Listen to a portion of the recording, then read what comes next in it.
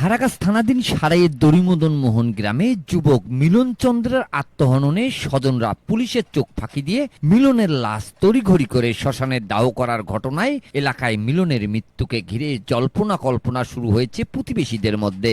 স্থানীয়রা ও পুলিশ জানায় দরিমদন মোহনের বাসিন্দা অনন্ত চন্দ্রের একমাত্র ছেলে মিলন চন্দ্র 4 মাস পূর্বে বিবাহ বন্ধনে আবদ্ধ হয়। 23 জুন মঙ্গলবার দিনগত রাতে স্ত্রীকে নিয়ে ঘরে ঘুমিয়ে পড়ে মিলন। 24 জুন বুধবার ভোরে বসত বাড়ির ভিতরে গোয়াল ঘরের ধন্যায় দড়িতে ঝুলন্ত অবস্থায় মিলনকে দেখতে পেয়ে মরাদেহ মাটিতে নামিয়ে ফেলে স্বজনরা।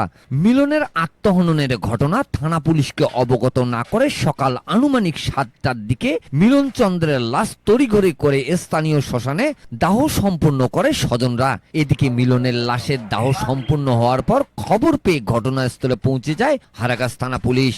মিলনের আত্মহননের কারণ উদ্ঘাটনের চেষ্টা করে পুলিশ। পরে খবর পেয়ে সিআইডির ক্রাইম সিনের টিম ঘটনাস্থলে এসে মৃত্যুর রহস্য উদ্ঘাটন ও আত্মহননের আলামত সংগ্রহ করে। হারাগাছ থানার ওসি অশোক চৌহান জানান, এ ঘটনায় জিডি রুজু করা হয়েছে, তদন্ত করে পরবর্তীতে আইনগত ব্যবস্থা নেওয়া হবে। ছেলেটাকে আমি যতটুকু জানি ছেলেটা ভালো, আমার নয়নে তাকে ভালোই আমি দেখছি। ভালো, এটা রহস্য একটু মনে হয় আর কি।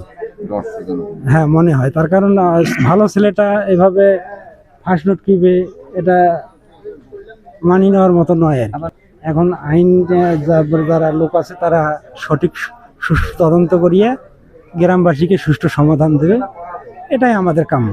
স্থানীয়রা জানান, মিলন ভালো ছেলে ছিল, কেন সে আত্মহনন করবে এবং পুলিশকে না জানিয়ে তার লাশ কেনই বা তড়িঘড়ি করে শ্মশানে দাহ করা হলো। হয়তো মিলনের আত্মহননের ঘটনাকে ঘিরে পরিবার বা গোত্রের মধ্যে রহস্য থাকতে পারে।